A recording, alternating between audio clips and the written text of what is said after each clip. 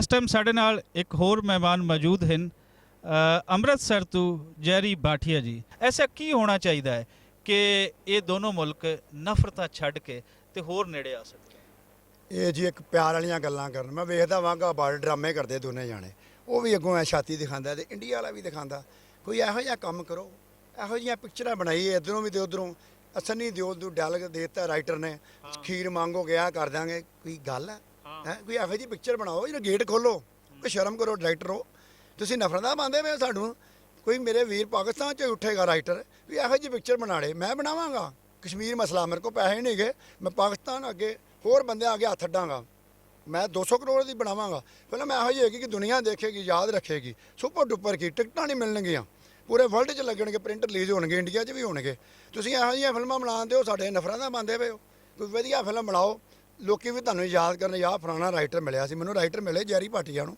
ਮੈਂ ਆਪਣਾ ਨੰਬਰ ਦੇਣਾ ਵਾ ਉਹਨੂੰ, 9855 33 81 33 ਦੇ, ਜੇ ਮੇਰੀ ਜੇ ਗੱਲ ਸੁਣਦੇ ਹੋ ਤੇ ਮੈਂ ਰਿਪੀਟ ਕਰ ਦਿਓ ਜੀ ਤੁਹਾਡੇ ਨਾਲ ਲੋਕ। ਮੈਂ ਫਿਲਮ 'ਚ ਸਟੋਰੀ ਲਿਖੀ ਹੋਈ ਆ, ਪਰ ਮੈਂ ਉਦੋਂ ਰਿਲੀਜ਼ ਬਣਾਵਾਂਗਾ ਜਦੋਂ ਮੇਰੇ ਕੋਲ ਪੈਸੇ ਹੋਣਗੇ। ਮੇਰੇ ਕੋਲ ਪੈਸੇ ਨਹੀਂ ਹੈਗੇ ਕਿਉਂਕਿ ਫਿਲਮਾਂ ਮਹਿੰਗੀਆਂ। ਮੇਰੀ ਤੋਂ ਹੈਲਪ ਕਰੋ, ਡੋਨੇਸ਼ਨ ਦਿਓ, ਮੈਂ ਫਿਲਮ ਬਣਾਉਣਾ। ਮਸਲਾ ਕਸ਼ਮੀਰ ਮੈਂ ਸਾਰਾ ਦਿਖਾ ਦਿਆਂਗਾ ਉਹਦੇ ਵਿੱਚ ਕੀ ਆ। ਮੈਂ ਇਸ ਚੀਜ਼ ਨੂੰ 30 ਸਾਲ ਲਾ ਦਿੱਤੇ ਆ, ਮੇਰਾ ਦਿਮਾਗ ਪਾਗਲ ਹੋ ਗਿਆ। ਅੱਜ ਮੈਨੂੰ ਮਜਬੂਰੀ ਹੋ ਕੇ ਬੋਲਣਾ ਪਿਆ ਵਾ। ਕੀ ਕਰ ਲੋਗੇ ਮੇਰਾ? ਇੱਕੋ ਵਾਰੀ ਮਰਨਾ ਤੇ ਇੱਕੋ ਵਾਰੀ ਜੀਣਾ। ਮਾਰ ਹੀ ਸਕਦੇ ਹੋ ਨਾ, ਹੋਰ ਨਹੀਂ ਮੈਨੂੰ ਕੁਛ ਕਰ ਸਕਦੇ। ਮੈਂ ਇੱਕ ਗੱਲ ਕਹਿ ਦਿਆਂ, ਜੇ ਮੈਂ ਮਰ ਗਿਆ ਨਾ, ਮੈਂ ਕਸ਼ਮੀਰ ਦਾ ਮਸਲਾ ਹੱਲ ਕਰਾ ਦਿਆਂਗਾ। ਮੈਂ ਪਬਲਿਕ ਨੂੰ ਮਿਲਾ ਦਿਆਂ, ਮੈਂ ਨਫ਼ਰਤਾਂ ਘਟਾ ਦਿਆਂਗਾ। ਜਿਵੇਂ ਹੁਣ ਵਾਹਗਾ ਬਾਰਡਰ 'ਤੇ ਉਹ ਨਫ਼ਰਤਾਂ ਛਾਤੀਆਂ ਦਿਖਾਉਂਦੇ ਦੋਨੇ ਬੰਨੇ ਹੀ, ਉਹ ਕੀ ਕਰਨੇ, ਡਿਊਟੀ ਆ, ਉੱਪਰੋਂ ਹੁਕਮ ਆਉਂਦੇ, ਹੋਰ ਉੱਪਰੋਂ ਹੁਕਮ ਆਉਂਦੇ ਆ। ਇਹੋ ਜਿਹਾ ਚੀਜ਼ ਦਿਖਾ ਦਿਆਂਗੇ ਫਿਲਮ ਦੇ ਵਿੱਚ ਕਿ ਉਹ ਚਾਹ ਲੈ ਕੇ ਜਾਏਗਾ। ਮੈਂ ਲੰਤ ਕਹਿ ਦੇਣਾ ਜੇ ਉਹ ਨਾ ਹੀ ਚਾਹ ਲੈ ਕੇ, ਉੱਧਰੋਂ ਪਾਕਿਸਤਾਨ ਨਹੀਂ ਆਏਗਾ ਚਾਹ ਲੈ ਕੇ, ਤਾੜੀਆਂ ਵੱਜਣਗੀਆਂ। ਇਹ ਨਫ਼ਰਤਾਂ ਪਾਉਂਦੇ ਆ। ਤੁਸੀਂ ਹੱਥ ਮਿਲਾਇਆ, ਜੱਫੀ ਪਾ ਕੇ ਮਿਲੋ, ਉਹ ਤੁਹਾਡੇ 10 ਫੁੱਟ ਜਾਵੇ, ਉਹ ਵੀ 10 ਫੁੱਟ ਇੱਧਰ ਆਵੇ। ਹੈਂ, ਮੈਂ ਸਰ ਤੁਹਾਨੂੰ ਇੱਕ ਵਾਰੀ ਫੇਰ ਕਹਿਣਾ ਵਾ, ਆਪਾਂ ਨਾ ਇੱਦਾਂ ਕਰੀਏ। ਜਿਹੜੇ ਬੰਬ ਬਣਾਏ ਆ ਇਹ ਉਹਨਾਂ ਦੀ ਬਜ਼ਾਰੀ ਆ, ਦੁਕਾਨਦਾਰੀ, ਜਿਹੜੇ ਤੁਹਾਨੂੰ ਦੂਸਰੇ ਮੁਲਕ ਭੜਕਾ ਰਹੇ ਆ। ਉਹ ਕਹਿੰਦਾ ਜੀ ਪਤਾ ਅਮਰੀਕਾ, ਉਹ ਕਹਿੰਦਾ ਜਦੋਂ ਚਾਈਨਾ, ਉਹਨਾਂ ਦੀ ਦੁਕਾਨਦਾਰੀ ਤੁਸੀਂ ਸਮਝਦੇ ਕਿਉਂ ਨਹੀਂ ਯਾਰ? ਕਿਉਂ ਬੰਬ ਬਣਾਏ ਆ? ਲੋਕਾਂ ਨੂੰ ਸਾਨੂੰ ਮਾਰਨ ਵਾਸਤੇ ਬਣਾਏ ਆ। ਹੈਂ, ਕੋਈ ਸ਼ਰਮ ਤੁਹਾਨੂੰ ਆਉਣੀ ਚਾਹੀਦੀ ਆ। ਵਿੱਚੇ ਮੋਦੀ, ਵਿੱਚੇ ਇੱਦਾਂ ਦਾ ਪ੍ਰਾਈਮ ਮਿਨਿਸਟਰ ਇਮਰਾਨ ਖਾਨ ਨੂੰ ਛੱਡ ਕੇ, ਜਿਹਨੇ ਕਿਹਾ ਸੀ ਇਮਰਾਨ ਖਾਨ ਦਾ ਨਹੀਂ ਕਸੂਰ, ਮੈਂ ਵਧੀਆ ਉਹਨੂੰ ਪ੍ਰਾਈਮ ਮਿਨਿਸਟਰ ਬਣਦਾ। ਹੈਂ, ਜਿਸ ਤਰ੍ਹਾਂ ਮੈਂ ਅਮਿਤਾਭ ਇਹਦਾ ਫੈਨ ਆ ਨਾ ਬਹੁਤ ਜ਼ਿਆਦਾ, ਉਹਨਾਂ ਕੋਲ ਹੀ ਅਕਲ ਸਿੱਖੀ ਆ, ਇਹਨਾਂ ਦੀਆਂ ਫਿਲਮਾਂ ਵੇਖ ਵੇਖ ਕੇ ਸਿੱਖੀ ਆ। ਹੈਂ, ਇਸ ਤਰ੍ਹਾਂ ਹੀ ਇਮਰਾਨ ਖਾਨ ਸਾਹਿਬ ਨੇ ਵੀ ਅੱਛਾ ਕੰਮ ਕੀਤਾ। ਉਹਨਾਂ ਨੇ ਨਹੀਂ ਕਿਹਾ ਇਸ ਤਰ੍ਹਾਂ ਹੋਣਾ ਚਾਹੀਦਾ, ਉਹਨਾਂ ਕਿਹਾ ਤੁਹਾਡੇ ਕੋਲ ਵੀ ਬੰਬ ਆ, ਮੇਰੇ ਕੋਲ ਵੀ ਬੰਬ ਆ। ਮੈਂ ਤਾੜੀ ਮਾਰੀ, ਮੇਰਾ ਰੋਣ ਨਿਕਲ ਆਇਆ। ਇਮਰਾਨ ਖਾਨ ਸਾਹਿਬ ਵਾਹ ਕਿਆ ਬਾਤ ਆ, ਤਾੜੀ ਮਾਰੀ ਮੈਂ ਆਪਣੇ ਹੱਥ ਨਾਲ ਕਿ ਵੇਖੋ ਕਿ ਤੁਸੀਂ ਵੀ ਮਰ ਜਾਓਗੇ, ਅਸੀਂ ਮਰ ਜਾਵਾਂਗੇ। ਫਿਰ ਉਹੀ ਮਸਲਾ ਰਹਿ ਜਾਣਾ। 2-4 ਜਿਹੜੇ ਸ਼ੈਤਾਨ ਬਚ ਗਏ, ਕਾਫਰ ਬਚ ਗਏ, ਜਿੰਨ ਬਚ ਗਏ, ਉਹਨਾਂ ਨੇ ਫਿਰ ਮਸਲਾ ਢਾ ਦੇਣਾ। ਪਰ ਫਾਇਦਾ ਕੋਈ ਨਹੀਂ। ਇਹ ਬੰਬਾਂ ਨੂੰ ਸਾਈਡ 'ਤੇ ਰੱਖੋ, ਅਸੀਂ ਪਿਆਰ ਕਰੀਏ।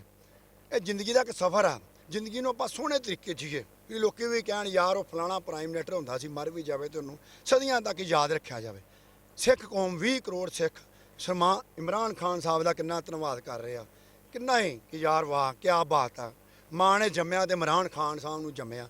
ਕਿੰਨੇ ਪ੍ਰਧਾਨ ਮੰਤਰੀ ਆਏ, ਨਫ਼ਰਤਾਂ, ਲੜਾਈਆਂ, ਮੁਸ਼ਰਫ ਲਾ ਲਓ, ਨਵਾਜ਼ ਸ਼ਰੀਫ ਲਾ ਲਓ, ਕੋਈ ਲਾ ਲਓ, ਭਾਵੇਂ ਸਾਡੇ ਅੰਮ੍ਰਿਤਸਰ ਦਾ ਹੀ ਆ ਵਿਚਾਰਾ, ਇਸ ਵੇਲੇ ਹਸਪਤਾਲ ਪਿਆ, ਉਹਦੀ ਵੀ ਮੈਂ ਅਰਦਾਸ ਕਰਨਾ ਹੈ ਨਵਾਜ਼ ਸ਼ਰੀਫ ਸਾਹਿਬ। ਇਹਨਾਂ ਨੂੰ ਵੀ ਇਮਰਾਨ ਖਾਨ ਸਾਹਿਬ ਮਾਫੀ ਦਿਓ, ਉਹ ਮਾੜੇ ਨਹੀਂ ਹੈਗੇ। ਠੀਕ ਆ, ਪੈਸੇ ਸਾਰੇ ਖਾਂਦੇ ਆ। ਜਿਹੜਾ ਮੋਦੀ ਸਾਹਿਬ ਕਹਿੰਦੇ ਜੀ ਕਾਲਾ ਧਨ ਬਾਹਰ ਲਿਆਵਾਂਗਾ, ਉਹ ਪਹਿਲਾਂ ਤੂੰ ਆਪਣੇ ਭਾਜਪਾ ਲਾਂਗਾ ਤੇ ਪੈਸਾ ਕਢਾ। ਹੈਂ, ਉਹਨਾਂ ਨੇ ਨਹੀਂ ਪੈਸਾ ਖਾਦਾ, ਸਾਰੇ ਤੇ ਡਾਕੂ ਹੈਗੇ। ਮੈਂ ਡਾਕੂ ਕਹਾਂਗਾ ਤੁਹਾਨੂੰ? ਇਮਰਾਨ ਖਾਨ ਸਾਹਿਬ ਨੂੰ ਛੱਡ ਕੇ ਬਾਕੀ ਸਾਰੇ ਡਾਕੂ ਆ। ਇਹਨਾਂ ਨੇ ਇੰਨੇ ਪੈਸੇ ਭਰੇ, ਜੋ ਕੋਈ ਪੈਸਾ ਕਿਤੇ ਪਬਲਿਕ 'ਚ ਵੰਡਿਆ ਜਾਵੇ ਨਾ, ਤੇ ਕੋਈ ਬੰਦਾ ਐਸਾ ਨਹੀਂ ਆ ਆਵਾਮ 'ਚ ਕਿ ਜਿਹੜਾ ਰੱਜ ਕੇ ਰੋਟੀ ਖਾ ਸਕੇ। ਇੰਨੇ ਪੈਸੇ ਜਮ੍ਹਾਂ ਕਰ ਲਏ ਆ, ਪਬਲਿਕ ਦੇ ਜਮ੍ਹਾਂ ਕੀਤੇ ਜਾਣਾ। ਇੱਧਰ ਮਹਿੰਗਾਈ ਹੋ ਗਈ ਆ ਹੁਣ ਕਿ ਨਹੀਂ, ਬਾਬਾ ਨਾਨਕ ਦੀ ਕਿਰਪਾ ਹੁੰਦੀ ਆ। ਡਰਨਾ ਨਹੀਂ ਚਾਹੀਦਾ। ਮੈਨੂੰ ਜਿੰਨੇ ਇੱਥੇ ਲੋਕੀ ਮਿਲੇ ਨਾ ਆਵਾਮ ਦੇ ਜਾਂ ਪਬਲਿਕ ਦੇ, ਉਹਨਾਂ ਕਿਹਾ ਐ ਨਹੀਂ ਕਦੀ ਕਿਹਾ ਯਾਰ ਮਹਿੰਗਾਈ ਹੋ ਗਈ। ਕਹਿੰਦੇ ਫਿਰ ਕੀ ਹੋਇਆ ਸਰਦਾਰ ਜੀ, ਇਮਰਾਨ ਖਾਨ ਸਾਡਾ ਡਾਇਮੰਡ ਆ, ਹੀਰੋ ਆ। ਹੈਂ, ਤੇ ਮਤਲਬ ਇਸ ਤਰ੍ਹਾਂ ਆਪਾਂ ਕੰਮ ਕਰੀਏ, ਅੱਛੇ ਕੰਮ ਕਰੀਏ, ਲੋਕੀ ਸਾਨੂੰ ਯਾਦ ਰੱਖਣ, ਅੱਛੀਆਂ ਗੱਲਾਂ ਦਿਮਾਗ 'ਚ ਪਾਓ। ਮਾੜੀ ਸੋਚ, ਥਿੰਕਿੰਗ ਇਹਨੂੰ ਬਾਹਰ ਕੱਢ ਦਿਓ। ਮੈਂ ਵੀ ਯੂਰਪ ਰਿਹਾ, ਸਵੀਡਨ ਰਿਹਾ, ਕਿਤਨਾ ਮੁਸਲਮਾਨ ਸਾਨੂੰ ਭਰਾ ਮਿਲਦੇ ਆ। ਐ ਨਹੀਂ ਕਿ ਪਾਕਿਸਤਾਨ ਉੱਥੇ ਵੀ ਸਰਦਾਰ ਜੀ ਰੱਬ ਰਾਖਾ, ਤੇ ਸਾਡਾ ਮੈਂ ਅੱਜ ਮਨ ਖੁਸ਼ ਹੋ ਜਾਂਦਾ ਯਾਰ। ਆ ਵੇਖੋ, ਮੈਂ ਕਈ ਵਾਰੀ ਉੱਥੇ 1-2 ਵਾਰੀ ਲੜਿਆ ਮੁਸਲਮਾਨ ਪਿੱਛੇ। ਮੇਰਾ ਭਰਾ ਵਾ ਮਲਿਕ ਸਾਹਿਬ, ਬਹੁਤ ਜ਼ਿਆਦਾ ਮੇਰਾ ਪਿਆਰ ਆ ਉਹਦੇ ਨਾਲ। ਹੈਂ, ਤੇ ਇਹਨਾਂ ਨੇ ਮਤਲਬ ਇਹੋ ਜਿਹੀਆਂ ਬਣਾਤੀਆਂ ਚੀਜ਼ਾਂ 72 ਸਾਲ 'ਚ, ਸਾਰੇ ਹੱਲ ਹੋ ਸਕਦੇ ਆ। ਇਹ ਕਸ਼ਮੀਰ ਦਾ ਮਸਲਾ ਹੱਲ ਹੋ ਜੇ, ਕਸ਼ਮੀਰ ਪਾਕਿਸਤਾਨ ਨੂੰ ਮਿਲ ਜਾਏ, ਲੜਾਈਆਂ ਹੀ ਖਤਮ। ਮੈਂ ਕਹਿੰਦਾ ਆਪਣੇ ਹੱਥੀਂ ਭੈਣ 'ਚ ਬੰਬਾਂ ਨੂੰ ਖਰਾਬ ਵੇਸਟ ਕਰਨਗੇ। ਇਹ ਕੋਈ ਦੀਵਾਲੀ ਵਾਲੇ ਪਟਾਕੇ ਥੋੜਾ ਆਪਣੀ ਭੂਆ ਦੇ ਵਿਆਹ 'ਤੇ ਚਲਾਣੇ ਜੇ, ਫੁੱਫੀ ਦੇ ਵਿਆਹ 'ਤੇ ਚਲਾਣੇ ਜੇ ਬੰਬ। ਉਹ ਸ਼ਰਮ ਕਰੋ ਯਾਰ, ਕੋਈ ਸ਼ਰਮ ਕਰੋ। ਸ਼ਰਮ ਕਰੋ ਕੋਈ। ਮੈਂ ਤੁਹਾਨੂੰ ਇਸ ਰਾਹੀਂ ਮੈਸੇਜ ਦੇਣਾ ਚਾਹੁੰਦਾ, ਜੇ ਅੱਛਾ ਤੁਹਾਨੂੰ ਲੱਗੇ ਮੈਂ ਨੰਬਰ ਦੇਣਾ, ਮੈਨੂੰ ਭੇਜੋ, ਫੋਨ ਭੇਜੋ।